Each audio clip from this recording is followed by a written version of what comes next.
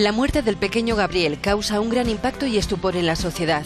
¿Cómo aceptar y superar la pérdida traumática de un ser querido, sobre todo cuando es un niño?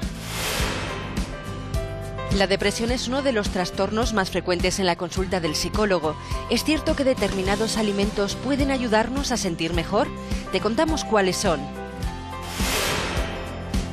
Otros superalimentos que están de moda: mijo, quinoa, tef, alforfón. ¿Son más sanos porque no tienen gluten? ¿Engordan menos? Y hablamos del color morado de los vegetales. ¿Qué beneficios tienen para la salud? ¿Cómo influye la manera de cocinarlos? Todo esto y mucho más en los próximos 30 minutos. Aquí comienza Saber Vivir.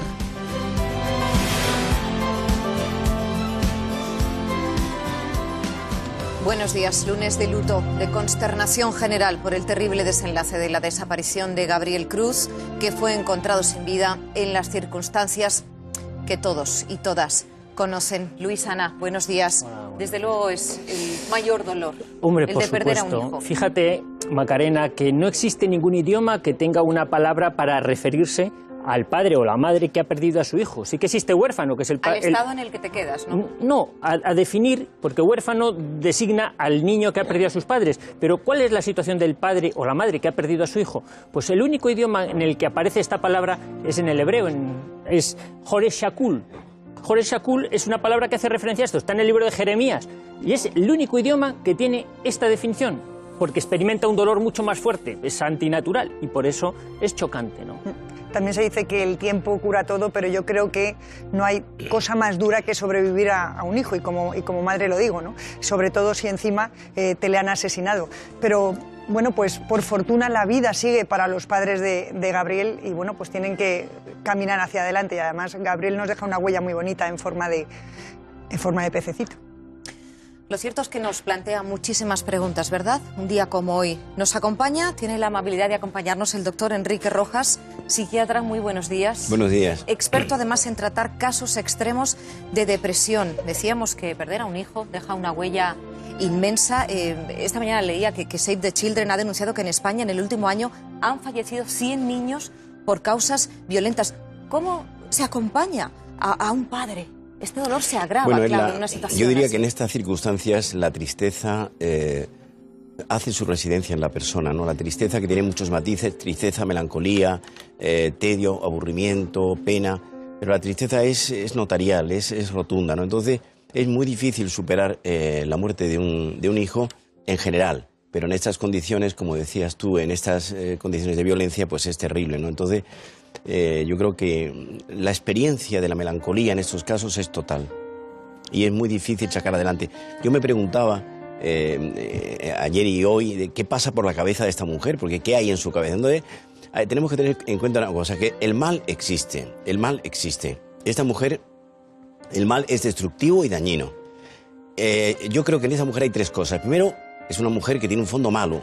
Estamos hablando de la presunta asesina. De la presunta asesina. Es decir, tiene un fondo malo porque la maldad tiene unos resultados evidentes. En segundo lugar, ella tiene unos celos patológicos, probablemente, que es el móvil que se ve del niño hacia su nueva pareja, ¿no?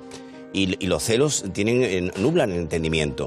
O sea, los dos grandes componentes de la psicología humana son la inteligencia y la afectividad. La inteligencia es la lucidez de la razón, la utilización de los instrumentos adecuados para tener la lógica, la cabeza bien puesta, y en el caso de la afectividad, pues que haya sentimientos nobles, es decir, de empatía, cercanía, comprensión, etcétera, que eso ha desaparecido, ¿no?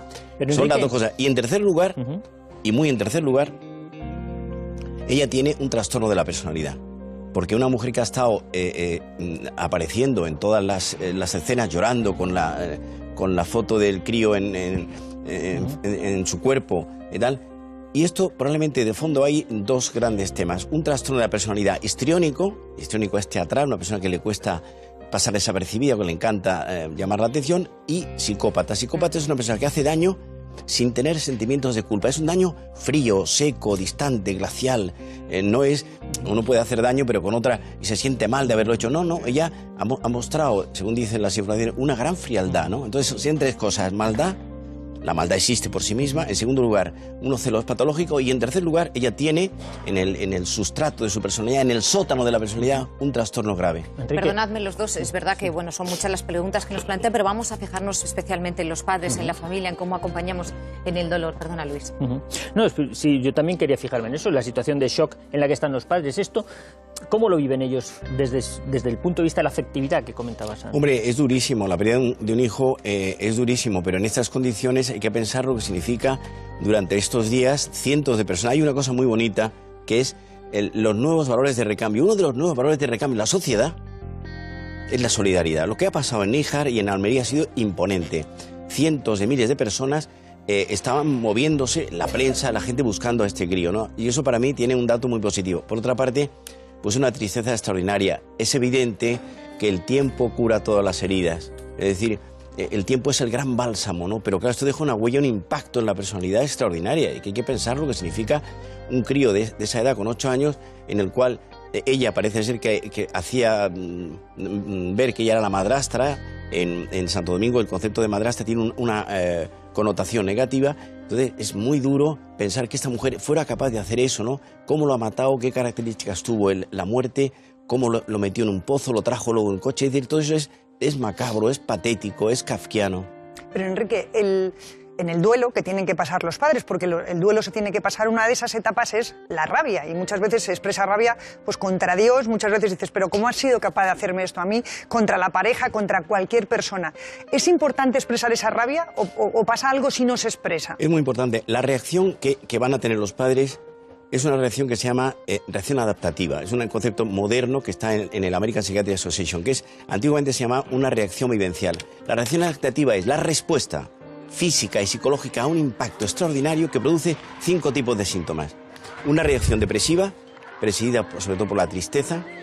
La reacción de ansiedad, miedos, inquietudes, desasosiego. En tercer lugar, reacción de ira, lo que comentabas tú, es decir, la revancha. En cuarto lugar, una reacción paranoide. Y en quinto lugar, una mezcla, una especie de caleidoscopio de sensaciones diversas en donde estos 5 elementos suben, bajan, se remueven en torno a esa circunstancia. Y es muy importante esa persona que sea capaz de expresar lo que siente, o sea, lo que se llamaría en un lenguaje freudiano la catarsis, es decir, la necesidad, la rabia de decir, pero bueno, ¿qué ha pasado aquí, no?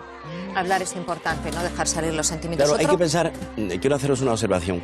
En relación con el mal, porque el mal existe, hay 3 explicaciones. La primera explicación del mal, por decirlo de una forma un poco pedagógica, la da Rousseau, que dice que el hombre es bueno, pero la sociedad lo corrompe. En segundo lugar, Rousseau corresponde a la Ilustración francesa, final del siglo XVIII. Luego viene Hobbes, que dice que el hombre, hay una frase de él que dice Homo homini lupus, el hombre es un lobo para el hombre es capaz de devorarse por los otros. Y la tercera concepción del mal es podría decir, más clásica, que es el hombre no nace ni bueno ni malo, la naturaleza nace neutra, por decirlo de alguna manera, pero el hombre es débil, y es débil en 3 cosas. Débil en la inteligencia. Entonces esta mujer, ¿qué cabeza capaz de montar? En segundo lugar, es débil en la afectividad. Es decir, la afectividad es la capacidad de sintonizar con el otro, lo que son los sentimientos, la cercanía, la compasión. Y en tercer lugar, una debilidad de la voluntad. La voluntad tiene un objetivo. La voluntad es uno de los grandes instrumentos de la personalidad y tiene un objetivo que es el bien. Decían los escolásticos, quiero detenerme en esto, ¿qué es el bien? El bien es lo que todos apetecen. El bien es aquello que es capaz de saciar la más profunda ser. Doctor, pues nos vamos a quedar con el bien, si le parece, porque quiero seguir con esos valores de recambio que decía usted, la solidaridad que reconforta en un momento como este. Vamos a saludar a Alfonso Ibáñez, es vicedecano del Colegio de Psicólogos de Andalucía Oriental. Muy buenos días, muchísimas gracias por atendernos. Buenos días. ¿Cómo se ayuda? Muchas gracias por esta invitación. ¿Cómo se ayuda a unos padres? ¿Cómo se acompaña a unos padres que acaban de perder a un hijo de esta forma? Pues en primer lugar, que sientan totalmente el apoyo tanto de su entorno como de los profesionales que están ayudando y están asistiendo en ese momento a su dolor y a su situación. Alfonso, siempre es conveniente... una pregunta que sí. Se nos surge enseguida, porque los padres, cuando están en esa situación, ¿se dejan ayudar? ¿Dejan que les escuchéis? ¿O hay distanciamiento? En general siempre hay una serie de emociones y de sentimientos que pueden dificultar, a niveles de comunicación, pueden dificultar la atención, la concentración, incluso los mensajes. Sin embargo, esto llevado a cabo por una serie de profesionales especializados y altamente formados, son capaces perfectamente de superar estas dificultades para que los mensajes y los mecanismos de canalización y de ventilación de todas las emociones y de todos los sentimientos que se producen en este momento puedan suceder, y por lo tanto las personas puedan desarrollar habilidades y estrategias y capacidades adaptativas que, por supuesto, dentro del dolor y dentro de la desesperación y el malestar, les sirvan para que la situación pueda ser más soportable. Alfonso, yo creo que en eso ha colaborado y mucho, bueno, pues la solidaridad de la gente, el llenar todas las redes sociales con esos pececitos que, bueno, pues que se mandaban en honor a Gabriel. Yo creo que eso es un bálsamo para los padres. Por supuesto, siempre las redes de apoyo social son esas redes que nos acogen cuando tenemos dificultades. Son como las redes de los trapecistas, que si no ocurre nada, pues han pasado desapercibidas, pero si ocurre algo, ahí están y acogen y evitan un daño terrible y un daño mayor. Las redes de apoyo social son fundamentales siempre que estén bien dirigidas, siempre que sean sensibles, altamente sensibles a las dificultades, al malestar y al sufrimiento que en ese momento las personas están teniendo, estas personas cercanas. Es muy importante saber que en este momento se pueden estar produciendo, y es algo que hay que evitar, potenciales trastornos de estrés postraumático de futuro, ya que este trastorno se da tanto en situaciones que lo sufren como en situaciones, en personas que ven, que asisten o que tienen conocimiento de situaciones como estas. Por lo tanto, la colaboración y la participación de todas las administraciones para paliar e evitar este tipo de problemas a corto, medio y largo plazo sería muy importante. Alfonso Ibáñez, vicedecano del Colegio Oficial de Psicólogos de Andalucía, muchísimas gracias por estas palabras. Es importante, claro, el acompañamiento en un momento así. Luis, se me ocurre que en situaciones límite como esta es imprescindible la medicación, se me ocurre esa pregunta. Casi seguro, sí, porque como bien sabes, esto lo comentábamos, es que va a dar problemas de dolor de cabeza, de insomnio, de irritabilidad, palpitaciones, el estrés postraumático. Esto lo sabe muy bien quien ha pasado un trauma. A lo mejor en el momento en que pasa el trauma, no, pero resulta que cuando ha superado, se ha quitado el apoyo social, entonces es cuando se vienen abajo y necesitamos Yo creo que en este caso, ¿no? como tú dices, hace falta lo que se llama en la psiquiatría moderna una terapia integral. En primer lugar, farmacoterapia. La farmacoterapia tiene probablemente dos notas. Una, los ansiolíticos, es decir, fármacos que reducen el nivel de ansiedad que hay en estos momentos. Ansiedades, miedo, inquietud, desasosiego, temores diversos. Es un espectro intermedio de sentimientos timéricos, que van así. En segundo lugar, elevadores del ánimo, probablemente hay a lo mejor no a corto, pero sí a medio plazo, un descenso del estado de ánimo profundo que se mantiene, porque la pérdida de un ser querido es que hay una ausencia objetiva. Tú entras en la habitación y no está ese crío, ¿no? Luego, en segundo lugar, he hecho farmacoterapia, psicoterapia, que son pautas de conducta en las cuales enseñas a alguien a ser capaz de reconstruir su vida, ¿no? Yo suelo decir que la felicidad consiste en buena salud y mala memoria. La capacidad para olvidar es salud mental, que me reconcilio con mi pasado. Ha pasado esto que es terrible, pero si no es que yo me destruyo. En tercer lugar, socioterapia, relación con gente, contacto con otras personas. Se airea un poco la pena y el desencanto, ¿no? Y luego un poco de laborterapia, es decir, actividades. Esas personas, lo peor es estar solos y sin hacer nada. La soledad y la inactividad son la puerta de entrada a recordar con detalle todo el acontecimiento terrible, ¿no? Entonces la terapia es fundamental, ¿no? Comprender, iba a decir antes, comprender es aliviar y comprender es acompañar, es ponerse en el lugar del otro. La empatía. La empatía. Nos quedamos con la frase, mala memoria y buena salud. Doctor Enrique Rojas, muchísimas gracias por su acompañamiento. Muchas gracias.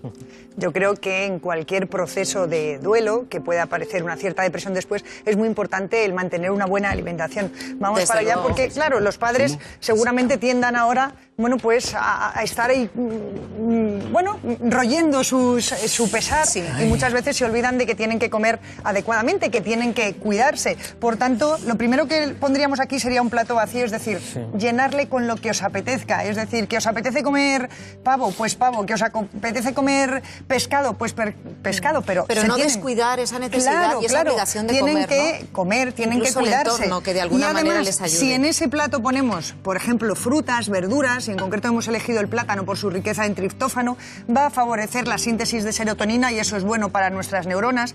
Frutos secos nos aportan energía y además una grasa muy saludable, y hemos puesto nueces porque son ricas en omega 3, o las legumbres, por ejemplo, que son muy buena fuente de vitaminas y minerales, como por ejemplo los garbanzos, y yo tenía aquí pan que le has cogido tú, Sí, pan porque integral. es un integral, fíjate. Las penas con pan son menos, dicen. Pero bueno, el pan integral, ojo, que también tiene gluten. Es muy saludable, pero también tiene gluten. Lo digo por los celíacos y eso, que tienen intolerancia. Bueno, no pasa nada porque hay cereales que no llevan gluten y también están considerados superalimentos, ¿eh? Es decir, que tienen gran aporte nutricional, beneficios para la salud. Muy buenos días, nos acompaña la doctora Cecilia Sanz, que es experta en aparato digestivo del Hospital Universitario Sanitas La Moraleja. ¿Qué tenemos en el mostrador? ¿Qué nos has preparado? Si empezamos por ahí, mijo. Mijo. El mijo es un cereal que no contiene gluten, por lo tanto está indicado en la dieta de las personas celíacas. Es un cereal que aporta una importante cantidad de fibra y ácidos grasos de alto valor biológico, aparte de una importante cantidad de fibra que ayuda a regular el metabolismo de la glucosa en las personas con problemas de intolerancia a hidratos de carbono o diabetes. ¿Y podría sustituir al trigo? Podría sustituir al trigo perfectamente, y de hecho en celíacos indicado, por supuesto. Además hay mucha gente que lo cuece, pero se puede comer crudo también. Sí, se puede consumir la harina o en copos para distinto tipo de preparados. Y las tés más finitos. Es un grano más finito, se llama tef. Es casi como una harina, pero son unas bolitas muy pequeñitas. ¿Y qué propiedades nutricionales tiene? El tef es un cereal que, aparte de no contener gluten, contiene también importante cantidad de fibra, ácidos grasos saludables, mucho magnesio, calcio, tiene gran contenido en oligoelementos y es verdad que es muy finito y que la mayor parte de las veces se consume como harina para la preparación de tortitas, panes, ese tipo de preparados. De hecho, bueno, en Etiopía hace más de 5.000 años que se utiliza, consume, y además efectivamente. dicen que tiene un efecto probiótico, que Sí, favorece sí. la... Por ese efecto que hemos comentado antes también del mijo, que tiene una alta cantidad de fibra y eso ejerce un efecto prebiótico sobre la flora intestinal. Cecilia, ¿y el alforfón? El alforfón en realidad corresponde también a lo que llamamos trigo sarraceno. El trigo sarraceno es otro cereal que no contiene gluten, que también tiene una importante concentración de nutrientes y que en los pacientes celíacos tiene un alto valor, puesto que puede sustituir a otros cereales que sí que contienen gluten y por lo tanto no pueden consumir. ¿Cómo se puede tomar el alforfón? El alforfón también se puede tomar en forma de harinas o de copos, Ajá. tanto en preparados dulces como salados. que ¿Y en muchas una veces ensaladita me lo puedo Una hacer? ensalada sí me lo puedo cocer y en Sí, una pero ensalada echar un... crudo va a estar No, muy un duro. poquito duro, un poquito duro, sí. Hay que cocerlo. Tiene pinta, y tiene muchas veces pinta. por el nombre confunde. Trigo sarraceno es como horror y resulta trigo, que no. claro, Que no tiene gluten. Y otro que no tiene gluten es la quinoa. La quinoa realmente es una semilla, se considera un pseudocereal. Y lo bueno que tiene, ¿verdad?, a destacar es que tiene una proteína completa. Tiene una proteína completa y tiene una concentración de proteínas bastante alta, con lo cual es bastante importante también en las personas que hacen una actividad física importante, deportistas, y lo puede consumir cualquier persona y especialmente los celíacos, puesto que no contiene gluten. Eso me gusta que lo diga, porque dice, vamos a hacer como médico digestivo la distinción. Los celíacos, los intolerantes al gluten, son los que no deben tomar gluten, porque se ha puesto muy de moda esto de que la gente tome así sin gluten, sin necesidad. ¿Realmente son más digestivas las cosas sin gluten? No, en una persona que no es celíaca, no. Es verdad que las personas no celíacas pueden consumir productos para celíacos, pero simplemente porque les gustan o porque les gusta hacer una alimentación más variada, pero no porque su salud vaya a mejorar por el hecho de consumir productos exentos de gluten. Eso es muy importante destacarlo. En este libro aparecen platos muy ricos, algunos sin gluten. Ana, por ejemplo, este arroz caldoso de marisco. Bueno, por el hecho de ser arroz, no tiene gluten, por tanto no serviría, y luego tiene langostas, bogavantes, almejas, langostinos, cebolla, fumet de pescado. Por tanto, sería muy recomendable para los pacientes con gluten, no habría problema. Muy rico. Bueno, pues gracias, doctora Cecilia Sanz, por estas aportaciones, por orientarnos sobre los cereales más saludables. Atentos, porque hay alimentos que no solo tienen un precioso color por fuera, sino que también por dentro. Nos nutren y tienen un montón de beneficios para la salud. Vean. Berenjena, remolacha, lombarda, ciruelas, arándanos. Estas frutas y verduras tienen algo en común, su color. ¿Saben por qué son moradas? Se debe a un pigmento llamado antocianina, que le da ese tono violeta característico y que además otorga a estos alimentos muchas propiedades saludables. Entre sus beneficios destaca su alto poder antioxidante, que nos ayuda a combatir el envejecimiento. También nos ayudan a prevenir enfermedades cardiovasculares y del aparato digestivo. Incluso protegen frente a algunos tipos de cáncer y mejoran la memoria, dentro, eso sí, de una dieta equilibrada. Los alimentos morados tienen además muchas vitaminas. Eso sí, hay que saber cómo cocinarlos para que no las pierdan y podamos sacarles el máximo provecho. Nos visita Luján Soler, es nutricionista, decana del Colegio Profesional de Dietistas y Nutricionistas de Madrid. Bienvenida. El pigmento es la clave, ¿verdad?, de todos estos alimentos, el tesoro escondido de todos ellos. Bueno, a ver, si vamos a hablar de un grupo de alimentos que serían estos, y en este caso los morados, sí, las antocianinas, como habéis comentado antes, tendrían, digamos, parte del rol de estos alimentos. ¿Y exactamente por qué? Bueno, a ver, nosotros los nutricionistas siempre queremos decir que no hay solo un secreto, que hay muchísimas cosas. Y aquí, además del pigmento, tenemos fibra, tenemos vitaminas, minerales, antioxidantes, que combinándolos con otros alimentos, como otras verduras, otras frutas, legumbres y demás, nos pueden ayudar a prevenir varias enfermedades. Bueno, vamos a ver las variedades que tenemos aquí, todo morado. Sí. Y bueno, hay cosas que reconocemos, hay cachofas moradas, tenemos las uvas, tenemos la chicoria, la berenjena española y la berenjena china. ¿Esto es la berenjena china? Claro, al igual que el maíz colorado, la zanahoria. A ver, aquí en España no es tan habitual, pero por ejemplo en Latinoamérica sí podemos encontrar la zanahoria y el maíz de color morado.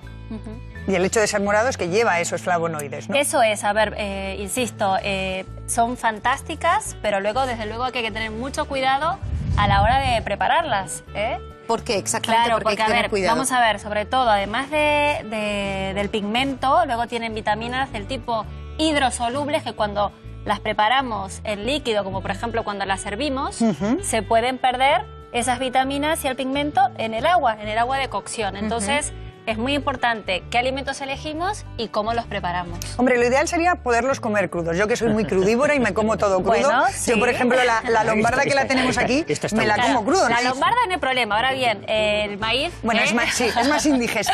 Pero, por ejemplo, a la hora de cocerlo es muy importante, como tú decías, hacerlo al vapor y hacer trozos grandes. Hombre, yo creo que esto es muy grande, pero, por ejemplo... ¿Trozos grandes por qué, Ana? Claro, porque se van a mantener mucho mejor las propiedades. Yo creo que trozos así no estarían mal. A ver, también en esto, como siempre decimos, depende, como los gallegos, porque claro, cuanto más grande, más tiempo puede estar también en la cocción. Entonces, en este caso no habría problema, pero en lo que pueda ser patatas o batatas y demás, o las remolachas, que tarda bastante tiempo la cocción, va a ser un poco relativo, pero sí estoy contigo de que si podemos alternar crudo, cocido, mejor también tomarlo crudo. Luján, porque de hecho cuando los cueces mucho a lo mejor pierden el color morado, se decoloran, claro, ¿no? Si se pasa a uno, eso ¿no? es. El tiempo de cocción es importante para conservar las propiedades, ¿no? Y sobre todo, pues eso, como comentábamos antes, en las vitaminas, la vitamina C, por ejemplo.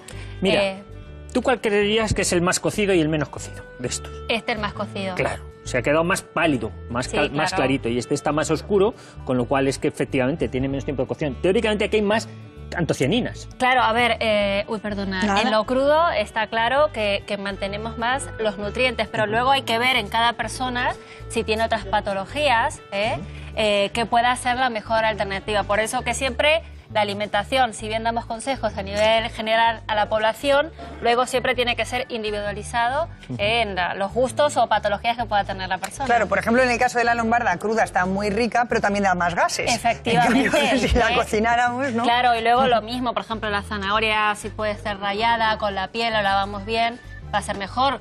si la tomamos cocida va a tener otras propiedades. Entonces, pues tenemos que jugar siempre que podamos, crudo y cocido. Y cocinado. Y otra aportación, no ponerse morado, es decir, no comer, no abusar, ¿no? Esto como siempre, un poco de sentido común. Eso me gusta. Para concluir por mi parte no hay nada que sea milagroso. Por eso que, si bien la naturaleza nos da esto que es precioso en cuanto al color y variedad, pero combinándolo con otros colores y otros alimentos. Hombre, lo que sí que está claro es que los colores un poco son como signos, porque sí, los colores morados nos dicen que tienen antocianinas, los rojos nos dicen que tienen licopenos, y en general tenemos que hacer una alimentación multicromática donde predominen sobre todo las frutas y las verduras, que son las que más colores tienen, porque nos aportan muchos nutrientes y además muy pocas calorías, y eso es muy bueno si queremos perder peso. Si es tu caso, si necesitas perder peso, el Club Gente Saludable te recomienda la dieta a tu medida, una dieta que van a hacer en exclusiva para ti y que ya la han seguido más de 52.000 personas en España, pero ahora hay una nueva versión que es mucho más práctica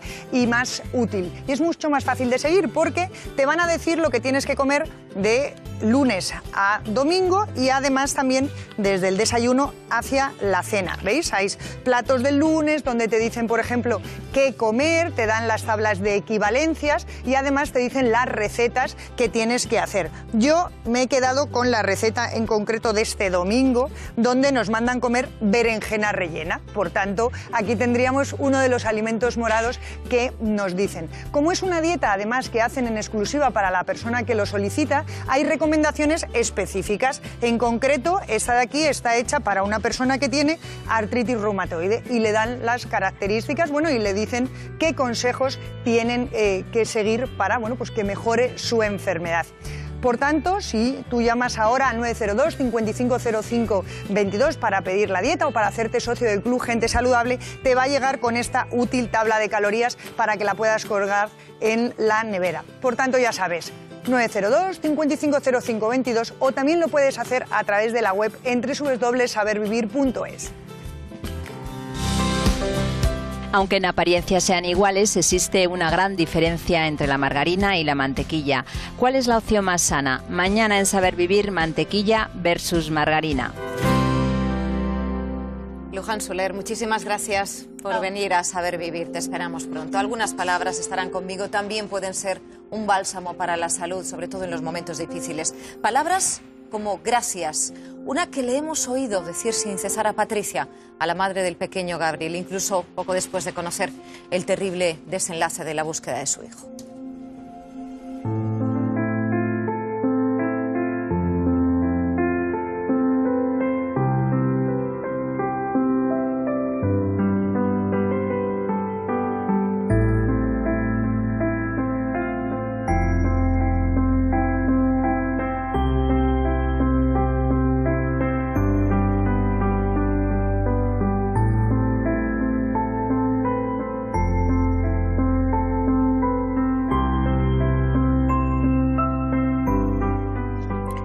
Pues así nos despedimos con estas muestras de solidaridad que han arropado a la familia estos días y que esperamos que de alguna manera lo sigan haciendo. Escuchamos a la madre, después Amigas y Conocidas. Quisiera pasaros el agradecimiento a todos los que en estos días nos habéis ayudado en la búsqueda de nuestro hijo. Daros las gracias de lo más profundo de mi corazón y todo ese movimiento que se ha creado de buenas personas, sobre todo de los niños que han dibujado los pescados, de los abuelos y de cada persona que está en su casa, que se quede el amor y que mi pescadito está nadando hacia el cielo.